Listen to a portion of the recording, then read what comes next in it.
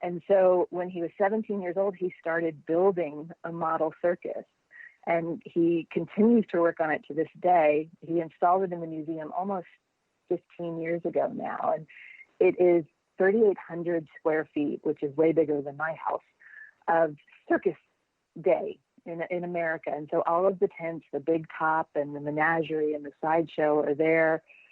We're in the middle of uploading some records about the individual pieces, and we're constantly bickering about how many pieces are in the model. We like to say there are over 45,000 pieces on the model table, but then if you want to get really picky about it, each of the wagons has 4 handmade wheels and, so on and so forth. So it's this incredible undertaking of documenting what the tented circus was like when it was at its very biggest, traveling across America. So for those of you that haven't seen it, it's really truly an incredible spectacle, basically, to see. And part of it moves under the big top. Mm-hmm. The pieces move like they're actually being, acts. And all of the animals that are in it.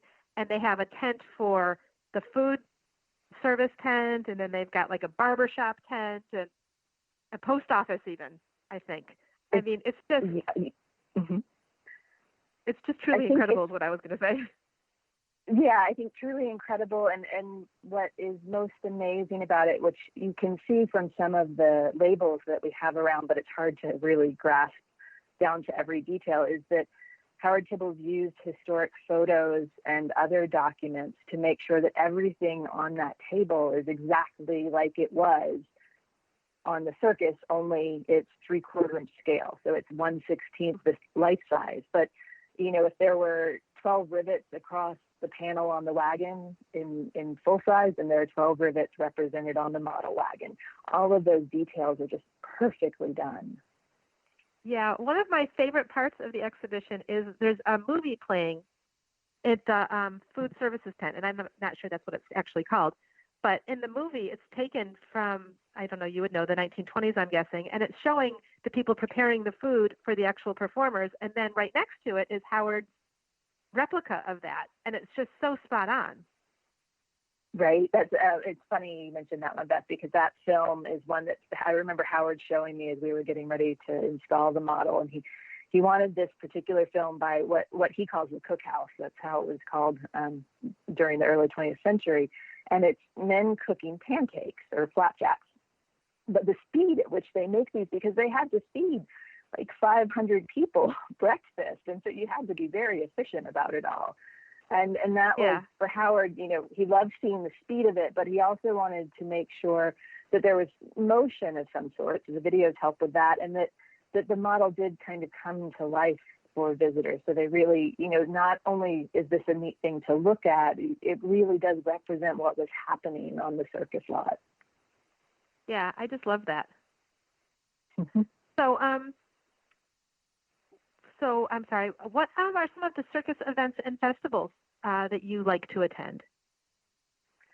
So I never, ever miss a Circus Sarasota season. That was, for me, the initiation into the circus community here in Sarasota was getting to know these amazing, passionate performers and to have known Dolly Jacobs and Pedro Reyes from really the beginning of my career has helped me understand what happens in the circus community and what kind of dedication it takes. So that's the highlight of my year is seeing Circus Sarasota and Sailor Circus here locally.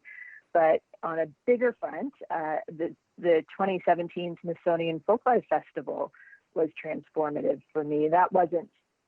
It's not usually a circus festival. This was one year that they decided to focus on that. And as one of the participants, I got to spend 2 weeks kind of living life like circus people do. It's there embedded with the whole community, and that brought it further home and made me feel very obligated in a sense to do right by this community, to always be a voice and an advocate for the circus arts in all of their forms. And then this past January, before life changed rather dramatically, I was really lucky enough to go to Monte Carlo and see the festival there, which is really one of the highlights of the circus, the global circus scene. And at that festival this year, the Flying Tunisianis performed, and they're a flying trapeze group known for their flyer Ahmed, who was able to complete a quadruple to a catch. And this is amazingly geeky circus stuff, but that's very rare trick to achieve. And the afternoon before his performance, I just happened to get to meet him through a mutual friend, and that was, Princess Stephanie of Monaco was literally like 30 feet away from me, but I got to meet Ahmed Tunisiani, and I realized then that I had been so bitten by the circus bug that there's no going back. Yeah. I think I was like that when I met Bello Knock, to be honest. Yeah, Bello still brings it. He was there in Monte Carlo too. And you know what? That was like another highlight for me, was that when we entered the same room, he recognized me as fast as I recognized him. And I was like, wow, that's really cool. Yeah. He's such a nice guy. You made it. So nice. Exactly. I felt like a really important person at that point. So, do any of your family members have any involvement in circus? Not in any big official capacity. I have 3 kids, and my middle child has done a number of circus camps or circus classes with Circus Arts Conservatory. She's my circus kid. She'll do that stuff with me and enjoys it. I don't think she has a future performing.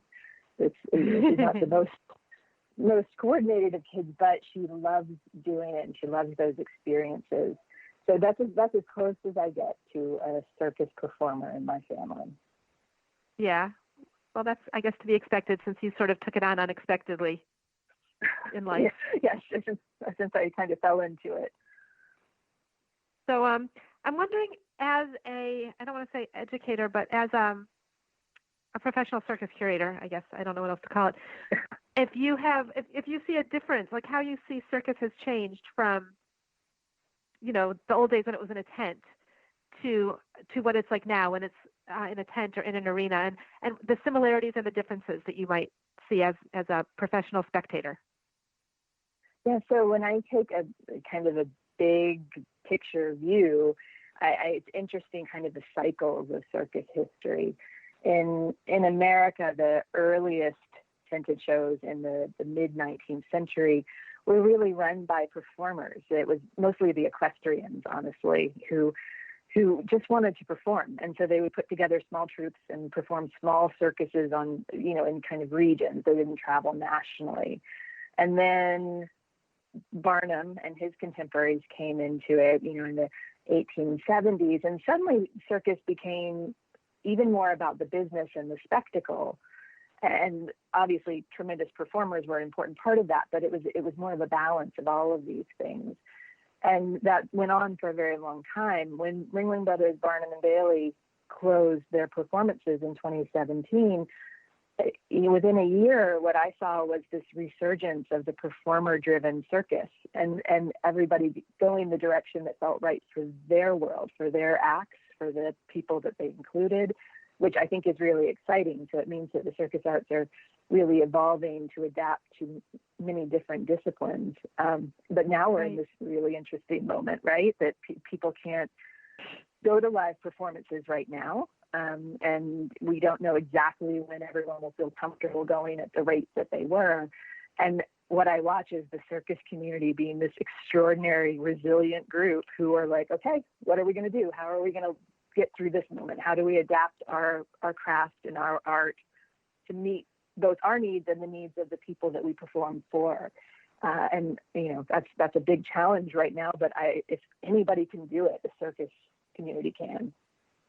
Right, exactly. They're so resilient. Mm-hmm. I mean, I was talking earlier with Kelly Fairchild, who was with the CAC, and we were talking about how the circus has been around for so long as one of the world's oldest forms of entertainment, and how over the years, even in really, really bad times, circus has still been there to attract audiences and delight them, mm-hmm. and give them some joy when there's hardships going on in the world. So it's interesting to see how the circus is evolving now to still be able to fulfill that long-standing legacy.